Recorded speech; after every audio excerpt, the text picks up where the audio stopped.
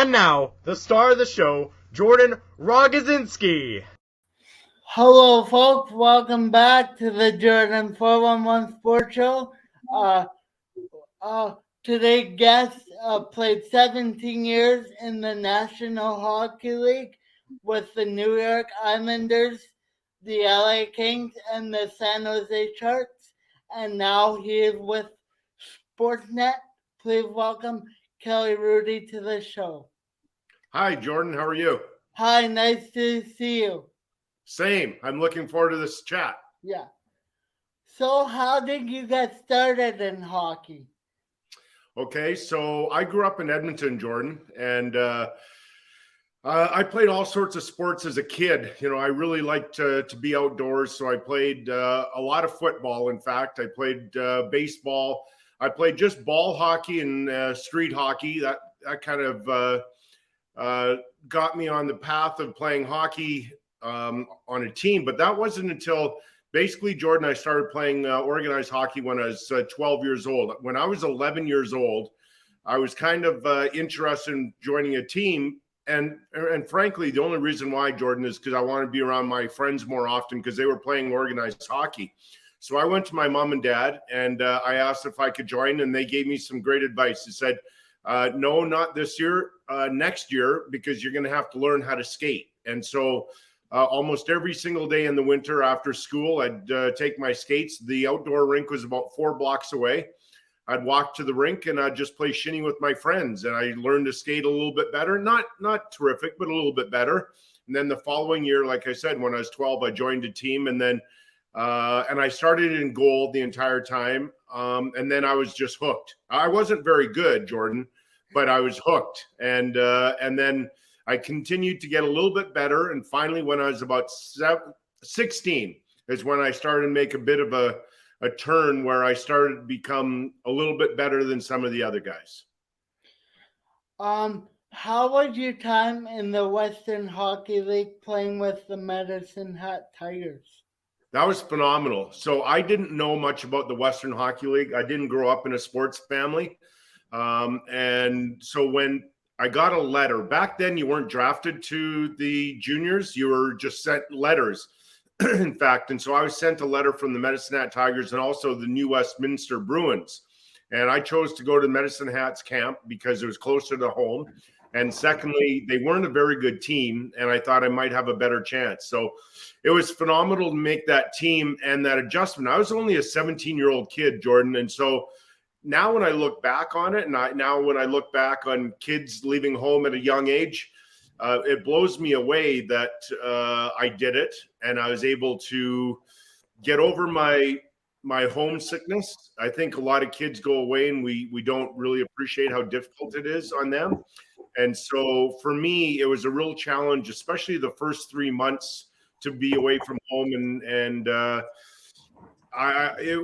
we had such a bad team, Jordan. I was either going to become quite a bit better or really I was going to get ousted out of the league pretty quickly. Because if you look at my numbers that first year, my goals against average was 6.17. So not very good, but we had a pretty inexperienced team.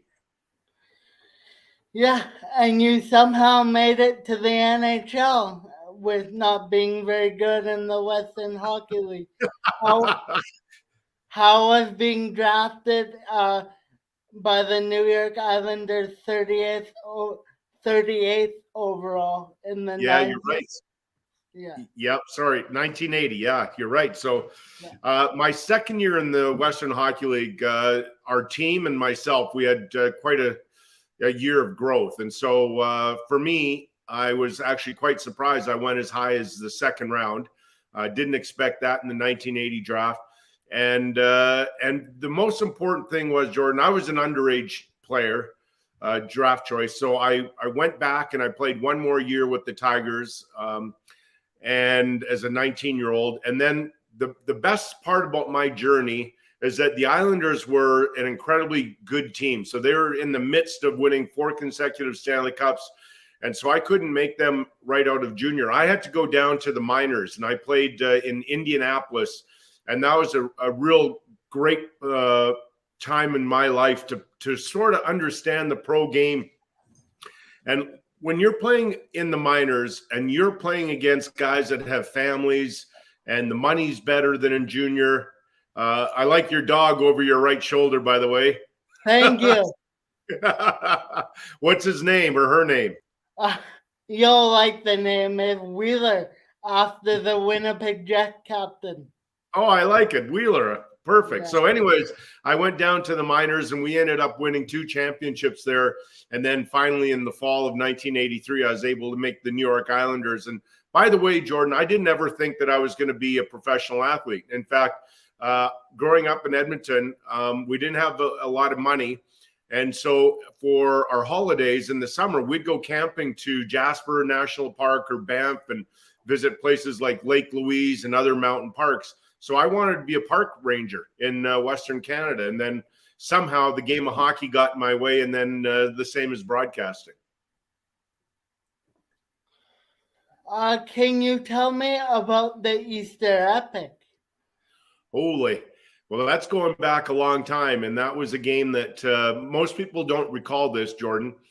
But back in 87, that was the first round of the playoffs playing against Washington. And we were down in the series 3-1, and we had a lot of injuries. And so we were able to fight back and tie that series and go to Landover, Washington for a Saturday night, hockey night in Canada. And going into that game, we were without Mike Bossy, we were out Dennis Potvin, and without Brent Sutter. So 3 of our best players. And Brian Trottier, the Hockey Hall of Famer, one of the best centers to ever play the game, was playing this game with a separated left shoulder. So the odds were against us, right? But we hung in there. I think Washington, it's safe to say, had the better opportunities, certainly in the first 3 periods of regulation. Maybe you could argue in the first overtime period. But then I thought our team really took over. And if not for some incredible saves by Bob Mason, I thought that we had a chance to win it a little bit sooner. And luckily for us, in the 4th overtime, at 4 minutes to 2 in the morning, so 1:56, Pat LaFontaine corralled this spinning puck, and he spun somehow and fired this slap shot that got by Bob Mason. But if not for Dale Henry, a guy from Saskatoon, standing in front of Bob Mason, I don't think that shot would have beat Bob. So a lot of little factors. Gord Dineen sneaking in from the point, Ken Leiter having a part of that play, fatigue having a big part of it. And I'm happy to say for 33 years, Jordan, I had the NHL playoff record for most saves in a game at 73. And then 2 playoffs ago, Korpisalo in Columbus in a spectacular game. I watched it, and he finished with 85 saves. And I was happy to say I carried the record for that long, but it was about time. I'm still shocked. In fact, I personally believe somebody's going to break the 100 save barrier here in no time. Okay. How did you maintain your focus playing till 2 in the morning? Well, that was a challenge. That was probably the biggest challenge, Jordan, when you think of the physical fatigue, the mental fatigue, the length of the game. It started at 7:30 Eastern and finished, as I said, 4 minutes to 2. So that's a long, long time to try and keep your concentration. Now, what I did, I believe anyways, I learned this from that game. It's the first 2 minutes when you start a period and the last 2 minutes before a period ends when it's most likely a goal will happen. Now, it's been statistically proven by the analytics people that it's actually the first 3 minutes and last 3 minutes of a period, simply because you're not focused enough when you start the period and you start to lose your focus at the end of the period. So keep that in mind when you watch an overtime game in the playoffs, that it seems more likely there might be a goal or at least a great scoring chance in those times. Actually, it's funny because the Jets played Washington last night, and it went to overtime, and it ended 15 seconds in. Right? It is odd that way, right? So, yeah. And again, that has been statistically proven. So we're not just pulling this out of thin air and saying, "Hey, this is my theory." It's a fact. Yeah, that's a cool fact. I wonder how long it took them to find the data and do all that.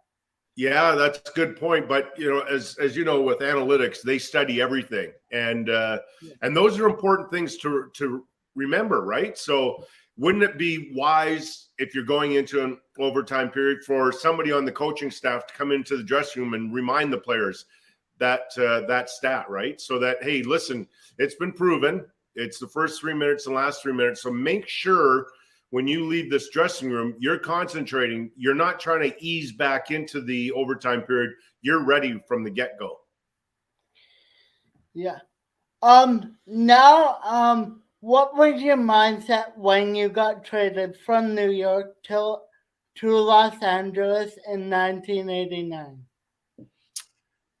Well, I hesitate and I'm smiling, but at the time, I certainly wasn't smiling. I can look back on that time now and with better memories, because it turned out to be the greatest move in my life, going from New York, which I loved playing for the Islanders, but to go to LA was basically life-changing, to play with Wayne for 8 years and in that environment. And that was very cool. But at the time, I felt hurt.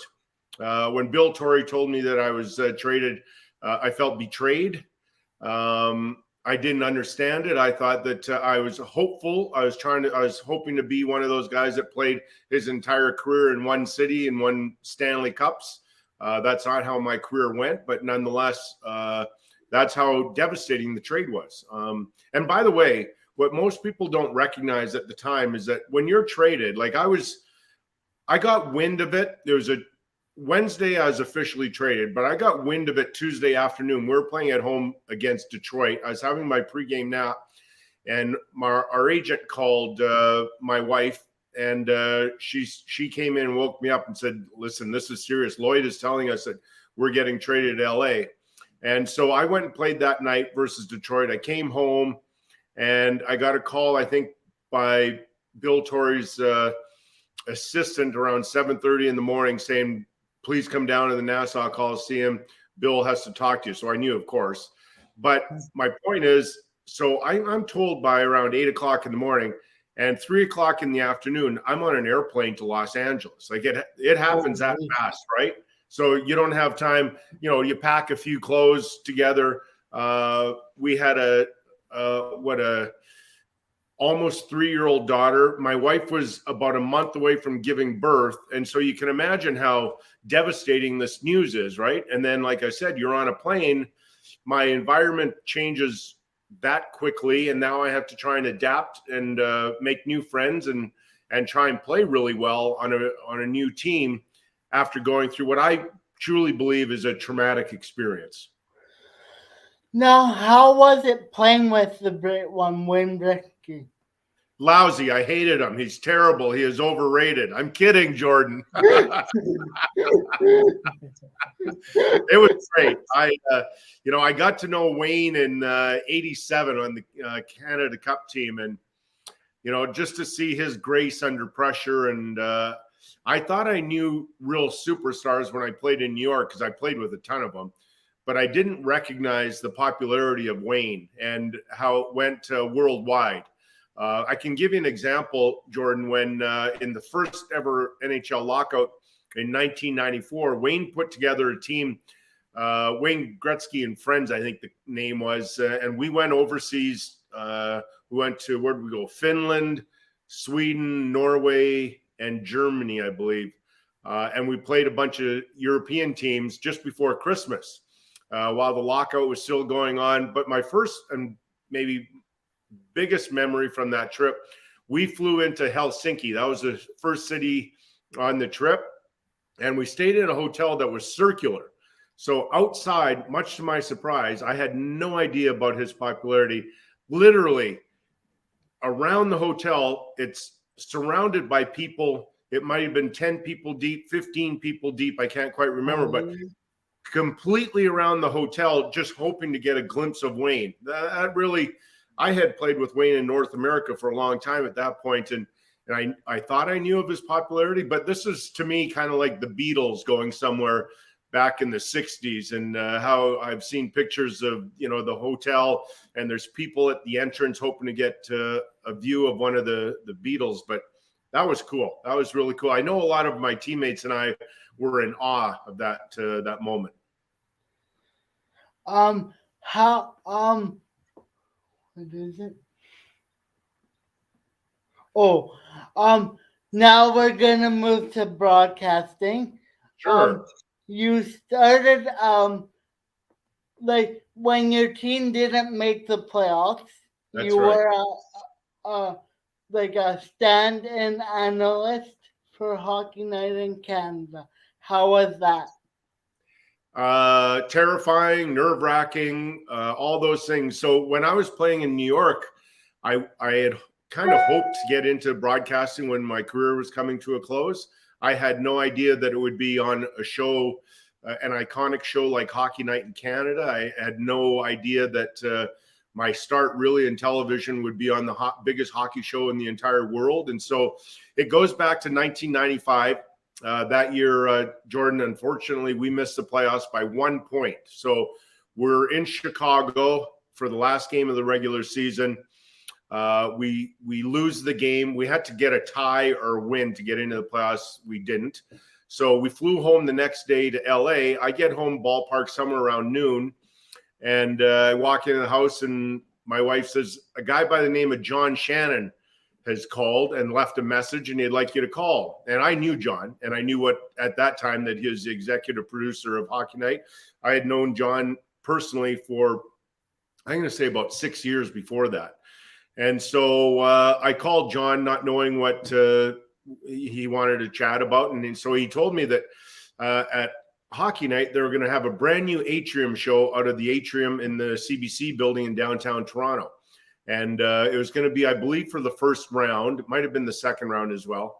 And he was hoping that I might want to join them. So it'd be, of course, Ron and Don every second night. And then he was hoping it would be me or somebody else would join Ron as a guest appearance every other night. And so John did say to me that, by the way, you're our second choice. We've asked Wayne Gretzky. And luckily for me, Jordan, Wayne turned down the offer. I accepted it. And that was the start of my broadcasting at Hockey Night in Canada. And I did that for 4 consecutive years if my team either didn't make the playoffs or if we lost in the first round. And so I was able to get 4 years of experience until I officially retired from the NHL in 1998. And then it was actually, I'm not going to say an easy decision to retire, Jordan, but my decision was made somewhat easier because I had an offer from John Shannon to come join Hockey Night in Canada in September of 1998. And so I made that decision, and it was one that I certainly would never regret because look where it's taken me, right? I've been on Hockey Night in Canada full-time since 1998. And of course with Sportsnet also, and doing Flames broadcast now for the last 8 years as a color analyst. And so it has turned out to be a fantastic career. I love it. Every single day, I still find it great enjoyment going to work. What's your best experience with Don Cherry? Holy cow. The best experience with Don would be kind of like with Wayne, understanding that persona and that popularity. Like everywhere we would go with Hockey Night in Canada, Don would be mobbed, right? And so it was kind of, I wouldn't say eye-opening because I saw it with Gretzky, right? But I had no idea that a broadcaster would have that widespread popularity as well. How was your time when you debuted Hockey Night in Canada radio with Jeff Merrick? That was cool. That I had never done radio before. That was Sirius Satellite, and I believe Jeff and I worked together for 2 years until I worked with Gord Stellick, and then I think I was done after about 4 years, something like that. But Jeff Merrick is an encyclopedia. And so here's a little insight into it, Jordan. So Jeff Merrick certainly knows younger players better than I do. And I know some junior players and I know some college players, But Jeff knows everybody, like literally everybody. So while we'd be doing the radio show and we'd do 2 hours a day, I would honestly on my screen, literally I'd have hockey DB on there so that I could punch in somebody's name and get a bit of a grasp of where they're playing. Maybe they're playing in Guelph or they're playing in Brandon, or, you know, who knows where they might be playing. And I may not have, that person may not be on my hockey radar yet. And so I had to do a lot of homework to keep up with Jeff, and I could never do it. Well, thank you for coming on, Kelly. It was fun. It was really fun to hear about your hockey stories and really to hear about Wayne Gretzky, and hope everybody enjoys watching. My pleasure, Jordan, and give Wheeler a big hug from the Hrudeys, okay, buddy? I will. Okay, take care, my friend. Yeah. Thanks for inviting me on your show. Yeah.